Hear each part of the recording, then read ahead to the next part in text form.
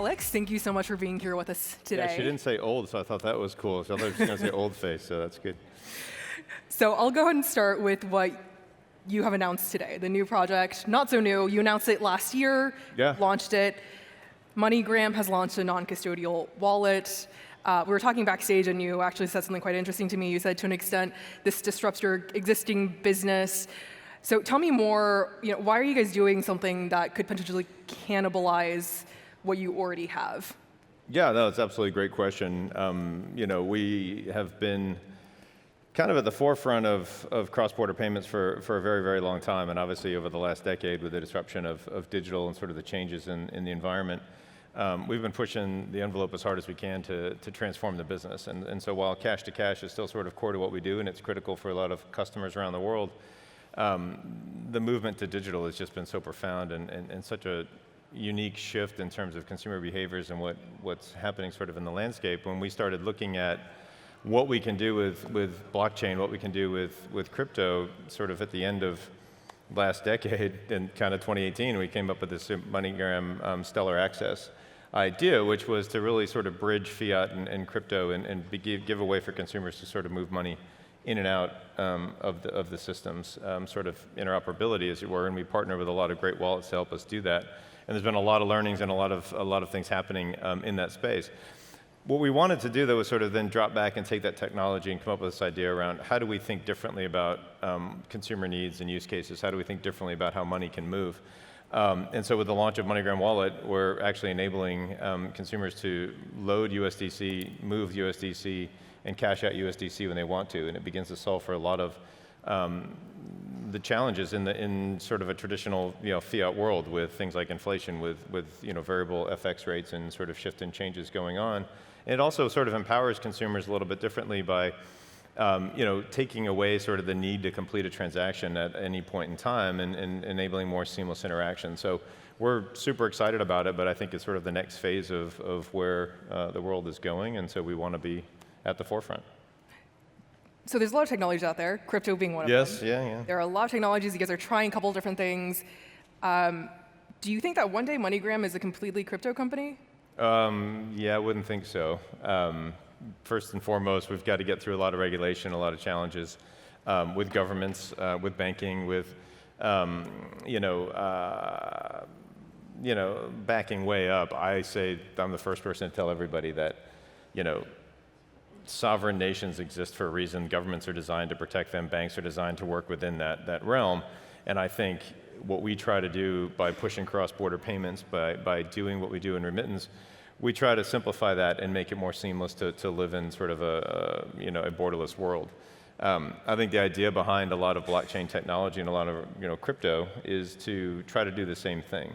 And as you and I were joking, there's sort of this very, very thin line between democratization and sort of causing chaos and anarchy at the same time. And so I think that these systems need to work together interoperably, and I think that they will, and I think that'll continue to bridge things further. We've shifted so much of our business to digital. 50% of everything we do is initiated digitally. About 35% of our business lands digitally. It's the fastest growing piece of our business. And I think the addition of crypto is definitely going to be a factor going forward and something that I think is going to transform. But until we get some more seamless, I'd say, utilization and agreements between chains, agreements between which cryptos and how those are going to actually interoperate with the fiat world and central banks, I think it's going to be a long way off before we sort of flip.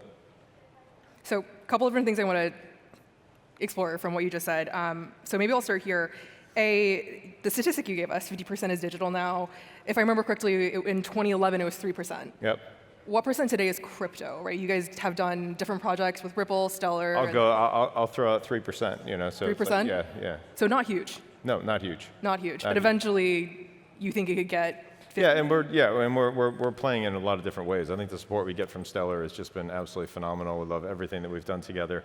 And it's always sort of a little bit of a push and a pull. I think what we've done with MoneyGram Wallet is sort of the next phase forward in terms of how we can actually leverage and start bringing consumers, more mainstream into sending money cross-border, which is why we launched in the US, launched in Mexico, and launched in Brazil, because those are great test use cases for us on the remittance side. What we've done previously has been sort of bridging, through Stellar Access, we've been bridging crypto and fiat, but not necessarily with a specific use case other than a load and an unload. This is actually designed to really start to push the envelope on the remittance use case. And I think that that'll be a very, sort of interesting exploration as we move forward to see if that use case really exists and builds and whether that need is there, and if not, we'll pivot to the next thing. So. Right. Okay. So I know that it's super early to say because you just launched the non-custodial wallet. Yeah. You have been in beta for a little bit. I don't know how many customers that was being tested with, but are you seeing any differences at all between how the traditional MoneyGram user has been using the app, the website, versus how your crypto users are using? Yeah, I don't have that feedback yet. What I can tell you personally is it's like a lot faster and sort of more seamless. It's really to get money back and forth. Yeah, to get money back and forth. What about the fees? Without fees. So without fees. Without fees, yeah. Are you guys eating the cost of the fees for now, or? Yeah, I mean, it's sort of, a marketing investment back into the business. And then, I think in the future what we'll do is enable consumers to sort of move USDC more or less seamlessly. And then when you want to convert that to a local currency or deposit it or move it wherever you want to move it, that's where the fee will come into play. Okay, so right now it's like customer acquisition, and then as you build it out further. Yeah. So other part to this that's really fascinating is you guys, how MoneyGram works, you have to create connections, right, through banks. You guys have to be friendly with them to an extent. Historically, crypto, well, with this new wallet app, you basically create your own system. You don't need the banks anymore. Right. Have you heard any response from them? Or what's the picture like in the future, right? Are they included? Yeah, absolutely. Again, I think our business is about sort of moving money cross-border and in some respects disrupting the normal flow of funds. And in doing so, we have to work a lot with central banks. We have to work on regulation because you are moving money. And I think whether you're moving fiat currency or moving some cryptocurrency or even a stable coin, the governments are still interested in those fund flows, right? They're still very concerned about how much money is coming in, how much is going out, and who's doing it. So I think your standards around KYC, around AML, around anti-fraud protections, the way that you think about reporting fund flows, what are consumers doing, how do you sort of monitor those from a compliance perspective, how do you sort of look at the types of payments that are occurring, is all extremely valuable information that needs to kind of go back into the banking environment. And has changed quite a bit, though, I will say. I mean, the progress, I think one of the wonderful things that Stellar does is they spend so much time working with like the US government and other governments around the world promoting the value of this technology and what it can do. And by doing that, you're creating a friendly environment with the government where you're trying to be part of a solution, not trying to be part of a problem. And that has really helped us. And I think even the bank questionnaires that we get in terms of do you operate in crypto, it's really calmed down quite a bit. And it's actually become a much more seamless dialogue. It's still a lot of heavy questions around it, but I think the way that we've done it with KYC, with standards, and sort of doing what we do in the regulatory world in the fiat side and bringing that to crypto has actually been very beneficial to that progress. It's calmed down versus 2027, like... Yeah, like 4 or 5 years ago when it was, whoa, I don't even understand this and explain this to us kind of thing. Yeah, well, that's kind of a diametric opposite of what you would hear from like the SEC side. Yeah. Oh, yeah, the SEC is a whole different mess. Right. Yeah. So you used to be a public company. You went private last year. Yep. Madison Dearborn took you private for over $1 billion. $2 billion, yeah. Over $2 billion, I'm sorry. No, you're good. Over $2 billion. Minor detail, rounding. Yeah, $1 billion. Who doesn't have that? So you got bought for over $2 billion. You've gone private, and I thought that was quite striking because you have this crypto project. You have been very vocal about it. You very rarely see a private equity player say, yes, crypto, I love you so much. How have your new owners kind of responded to what you're doing? What do they think of it?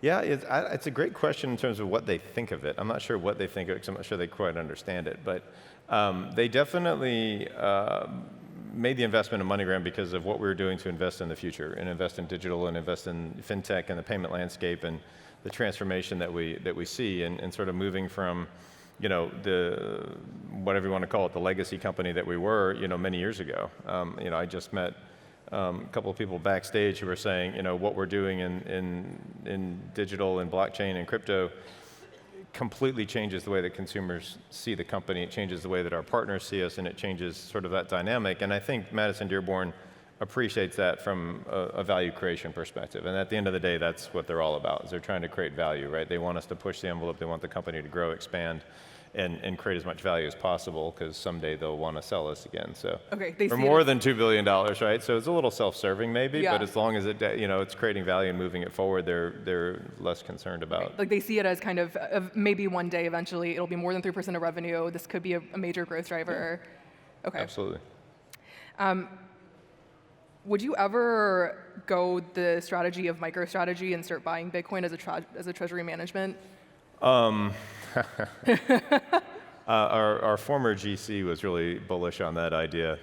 We presented it once and it was shut down by our old public board, so I haven't reimagined that quite yet with the new guys. But I don't think it's a bad idea at all. I mean, I do think that moving foundationally with different, the amount of money that we operate with, the amount of currencies we have positioned around the world, having a position in Bitcoin definitely helps, I think, balance some of that off.